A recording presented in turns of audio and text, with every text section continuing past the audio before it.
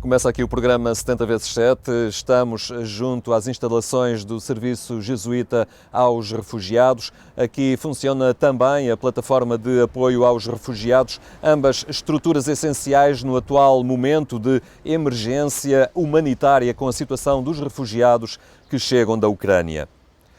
O Serviço Jesuíta aos Refugiados é uma organização internacional da Igreja Católica, fundada em 1980, sob responsabilidade da Companhia de Jesus e tem como missão acompanhar, servir e defender os refugiados deslocados à força e todos os migrantes em situação de particular vulnerabilidade.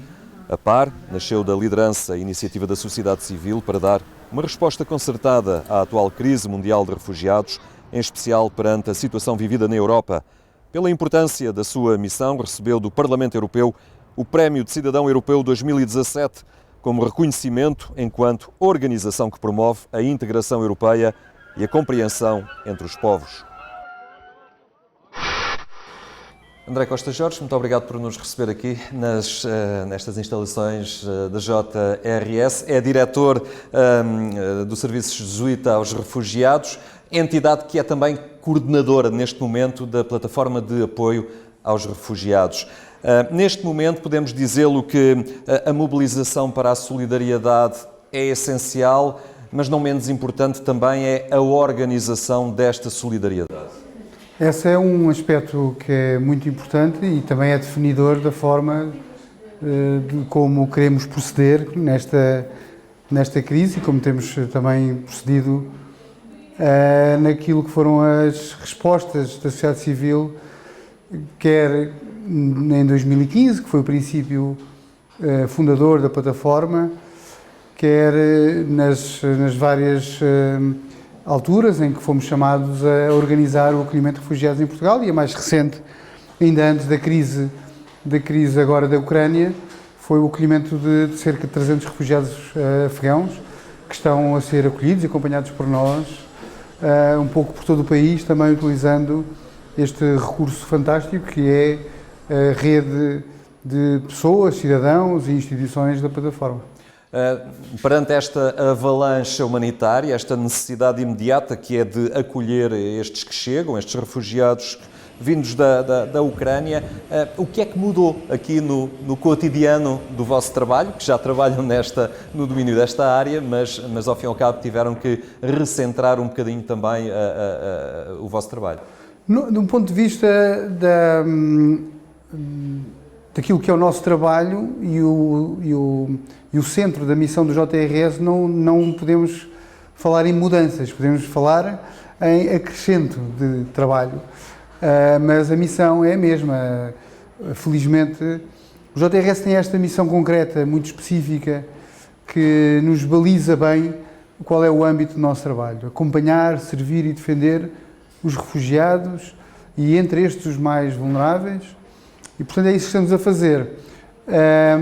Aqui no JRS sentimos naturalmente e tivemos que deitar mão também de alguma criatividade e de recursos, mobilizar recursos também voluntários e também colaboradores novos para poder dar resposta às inúmeras solicitações que temos vindo a sentir, quer enquanto entidade coordenadora da plataforma, podendo e procurando ajudar instituições que nos procuram para se prepararem para o acolhimento de refugiados, quer nós próprios, Serviços Jesuíta aos Refugiados, a acolhermos os refugiados que têm vindo para Portugal e que procuram, quer este espaço que é um centro de atendimento. Aqui temos um conjunto de serviços que vão desde o apoio social, o apoio psicológico, o apoio à saúde, o emprego, o apoio jurídico, enfim, um conjunto de serviços que podem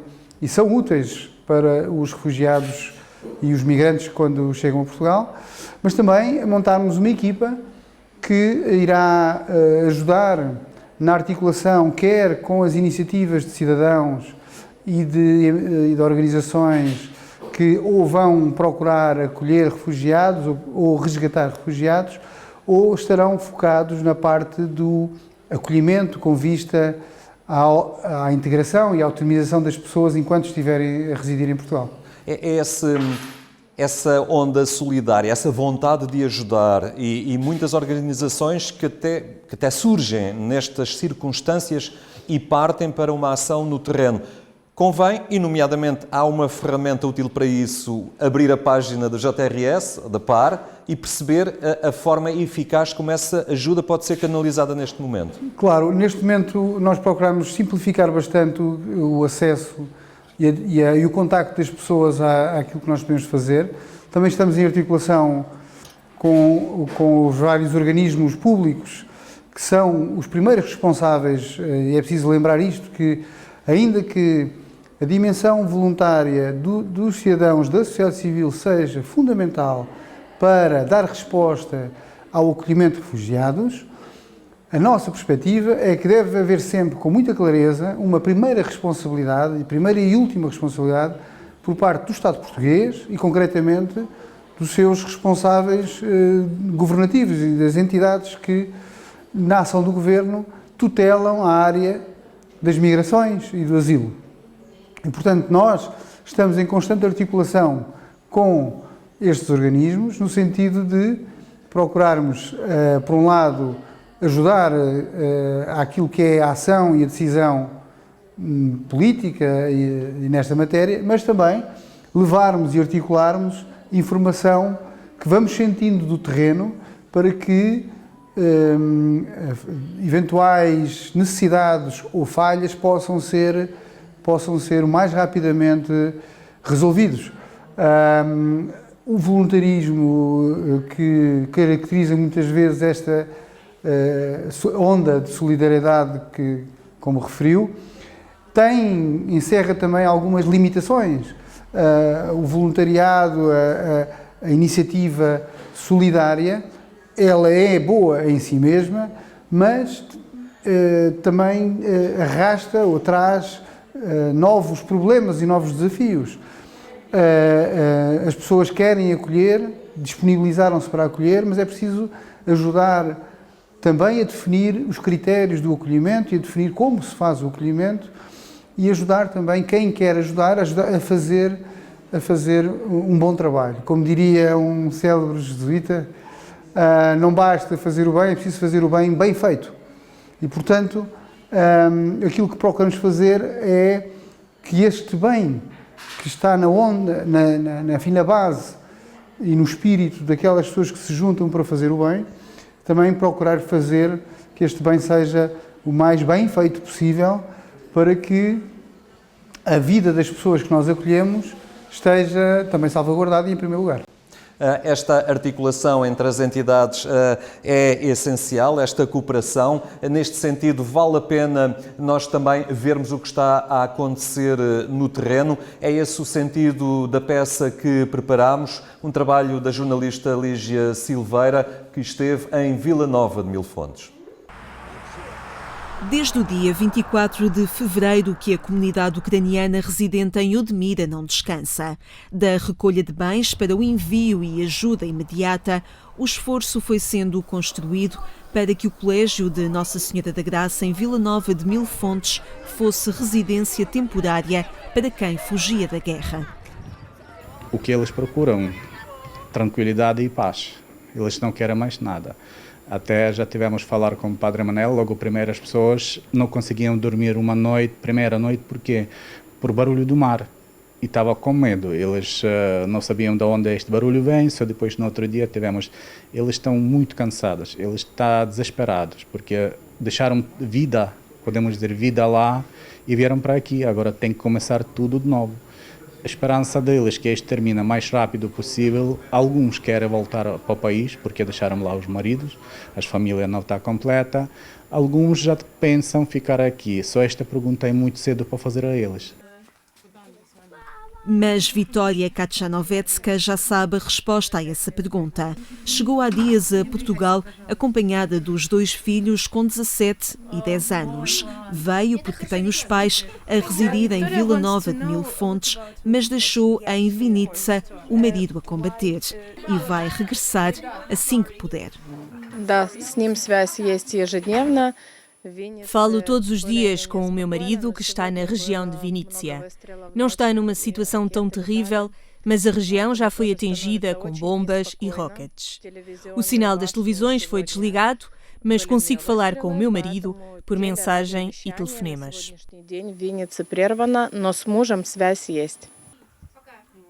E entre desconhecidos que partilham a mesma história de sobrevivência se criam laços de empatia e amizade, agradecidos e emocionados com o acolhimento e ajuda do povo português. As famílias ucranianas querem também fazer a sua parte. Наразі чекаємо документи. Як тільки вони будуть готові. Estou à espera dos documentos e quero trabalhar. As pessoas aqui dão-nos o que comer, o que vestir, mas nós queremos fazer por nós. У сфері красоти я робила зачіски. Na Ucrânia, eu tinha um salão de beleza e tratava dos cabelos e dos rostos. E quero ajudar as mulheres a ficarem ainda mais bonitas, mas estou disponível para fazer qualquer trabalho. Фінансово і житлом надалі будемо намагатися самі себе забезпечувати. E a integração é um processo que requer tempo, mas também coordenação. Autoridades civis, autarquia, igreja e os médicos da unidade de saúde do litoral alentejano, todos se sentam à mesa para fazer o bem, bem feito. Enquanto se preparam documentos para novos recomeços, enquanto se retocam sonhos para novas concretizações, o Dia das Crianças e dos Jovens continua naquele ambiente escolar que quer oferecer a normalidade possível. É ferida muito grande, não é só para mim pessoalmente, é para todo o povo ucraniano. Que os vizinhos, um país vizinhos que sempre tínhamos confiança, alguns anos já não tínhamos, desde 2014 já começou a se ver um bocadinho de diferença. Seu coração é ferido e passar esta ferida não é só para mim, pois todos os ucranianos vai ser muito difícil. Não sei o que tem que acontecer, temos que acreditar, temos que ter fé, pensar nos ucranianos, pensar no nosso país e continuar a viver. É só isto que nós podemos fazer. Continuar a viver contando com a ajuda de tantos que há alguns anos deixaram o seu país de origem, mas nem por isso esquecem os seus irmãos e a história que os une. O trabalho de interligação entre as instituições locais no concelho de Odmira, onde reside uma importante comunidade ucraniana e que, nesta ocasião, acolheu outros compatriotas vindos nesta situação de emergência social. André Costa Jorge, voltamos a este tema. Ele está na ordem do dia. Esta vinda massiva de refugiados, os números já são 18.400 autorizações temporárias de residência que foram concedidas, estão a chegar a diversos pontos do país. Há também riscos nesta operação. O Serviço de Estrangeiros e Fronteiras não dá conta de situações de tráfico, mas a Alta Comissária das Migrações disse que isso poderia acontecer, que havia um indício ou outro que apontava para essa possibilidade. Qual é os riscos reais e de que forma também a JRS vai estando atenta a uma situação destas? Bom, há desde logo este risco do tráfico. O tráfico humano é uma das mais graves situações de abuso e de lucro ilegal, a par de tráfico de armas ou do tráfico de drogas. O tráfico humano surge logo como uma das fontes de receita mais vantajosas para quem vive deste tipo de expediente, e ele percorre várias etapas. E, portanto, as pessoas potencialmente vítimas de tráfico são as crianças e as mulheres, isto está documentado, e são justamente este o perfil que estão a vir neste fluxo migratório. Como sabemos, os homens em idade de combater não têm tido possibilidade de sair da Ucrânia, ou não querem sair da Ucrânia porque estão a ajudar o seu país, mas as mulheres e as crianças têm saído. O que faz com que esta população em particular possa ao longo das várias etapas do seu processo, quer no movimento ainda dentro da Ucrânia, quer nos países de trânsito, quer nos países onde vão ser acolhidos, possam ser vítimas fáceis de situações de abuso ou de tráfico. E, portanto, desde logo, é muito importante que todas as pessoas possam conhecer e perceber que esta é uma realidade que pode acontecer e, portanto, estar sensíveis e estar sensibilizadas para alertar as autoridades sempre que houver algum tipo de risco identificado com este tipo de ação. Mas há outros riscos. Há o risco de que, muitas vezes, o acolhimento não possa ser feito da melhor maneira. É importante garantir que as pessoas tenham estabilidade ao longo de todo o processo de acolhimento. É importante também que haja uma boa articulação com os serviços de saúde. E há um aspecto que me tem preocupado bastante, que tem a ver com a saúde mental das pessoas que estamos a acolher, das crianças e das mulheres. Portanto, há uma pressão muito grande sobre estas famílias. As notícias que estas famílias estão constantemente a ter da situação no terreno na Ucrânia causam uma pressão aqui muito forte e, portanto, é preciso que cada organização que esteja a fazer o acolhimento e cada voluntário, cada pessoa que participe no acolhimento esteja atenta aos sinais e aos sintomas que possam apresentar as pessoas de que, do ponto de vista da sua saúde mental, as pessoas não estão bem. E, portanto, o risco das pessoas apresentarem sintomas de depressão ou sintomas, ou eventualmente até de desespero, que podem levar a atos mais infelizes, devem estar no horizonte de todas as pessoas que estão a participar no acolhimento de refugiados. Também o acesso ao mercado de trabalho. Estas pessoas estão numa situação muito vulnerável. É muito importante que o acesso ao mercado de trabalho se faça com os devidos direitos, para que não haja situações de abuso sobre as pessoas que estão acolhidas em Portugal e que possam ter situações no contexto de trabalho que representem injustiça ou situações de injustiça ou de abuso sobre estes cidadãos, como aliás deve ser com qualquer cidadão, mas em particular estas pessoas que provavelmente precisam do trabalho para poder sobreviver e poder continuar a sua vida também em Portugal. E, portanto, os contextos de interação com a sociedade de acolhimento são contextos que podem envolver algum tipo de risco. A condição psicológica das pessoas, uma vez que estamos a falar de pessoas refugiadas, também tem e deve ser acompanhada com atenção. Finalmente, as questões do tráfico. Deve haver um cuidado particular, quer por parte das autoridades, quer por parte das entidades que acompanham o acolhimento, uma atenção particular para que não haja situações que propiciem tráfico ou abuso sobre estas pessoas. Acha que nesta fase e há um fluxo tão grande de autocarros e de transportes diversos a cruzar fronteiras na Europa, o controle de fronteiras deveria neste momento ser repensado para situações desta? Eu creio que deve haver uma preocupação particular por parte das autoridades europeias em garantir que não haja situações de tráfico. Se passa por controle de fronteiras ou se passa também por uma maior exigência do processo de transporte e de verificação das identidades das pessoas, estas duas dimensões devem estar interligadas e eu acredito que isto deva ser feito também, mas com agilidade, para que o processo de evacuação das pessoas de zonas de conflito não possa sofrer atrasos por causa de processos burocráticos.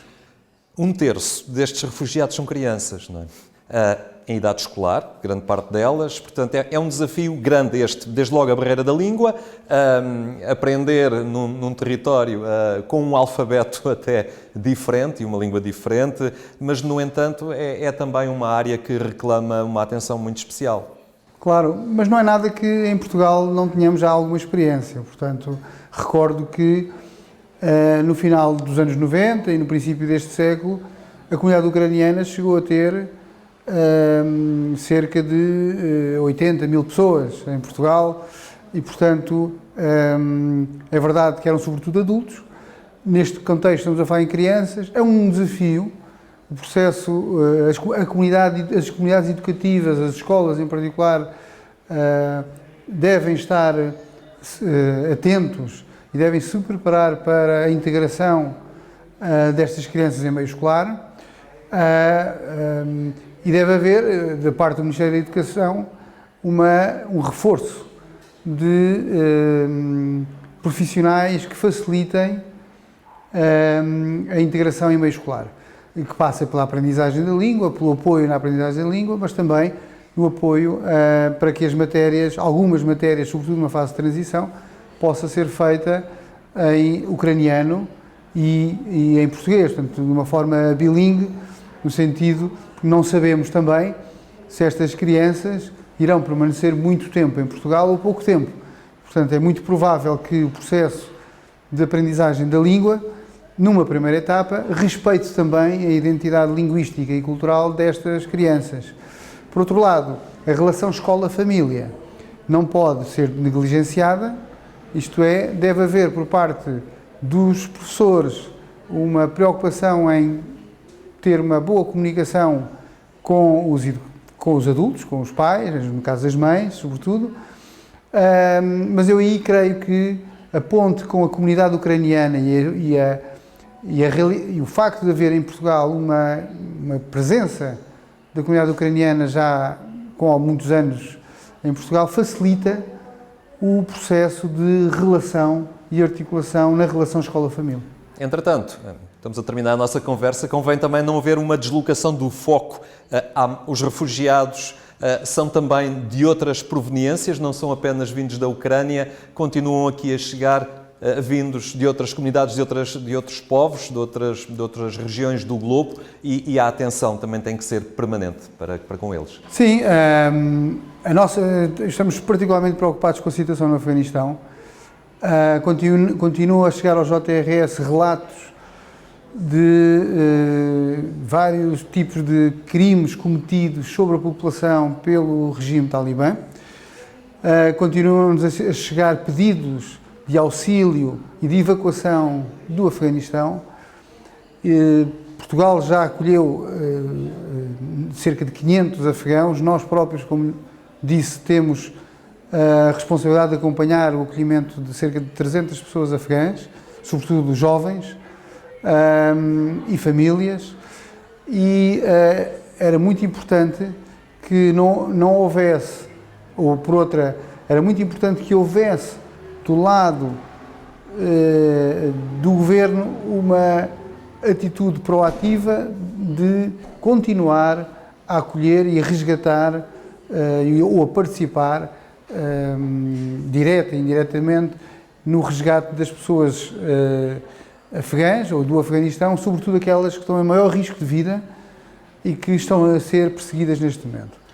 E por outro lado, enfim, Portugal tem estado manifestado sempre esta disponibilidade do acolhimento e nós temos participado nesses processos de acolhimento, nomeadamente das pessoas que vêm dos barcos humanitários do Mediterrâneo e continua a haver situações dramáticas do ponto de vista de naufrágios e de mortes no Mediterrâneo e, portanto, não baixar os braços nessa matéria e continuar os programas de reinstalação que tantas provas têm dado que são bons e que produzem bons resultados. Muito bem, André Costa Jorge, muito obrigado por estes sublinhados nos pontos essenciais da atual crise que vivemos com os refugiados vindos da Ucrânia. Foi este o programa 70x7 que viemos fazer aqui nas instalações do Serviço Jesuíta aos refugiados, no momento em que a solidariedade é tão necessária e urgente para com estes que chegam até nós. Tenha então uma muito boa tarde e até para a semana.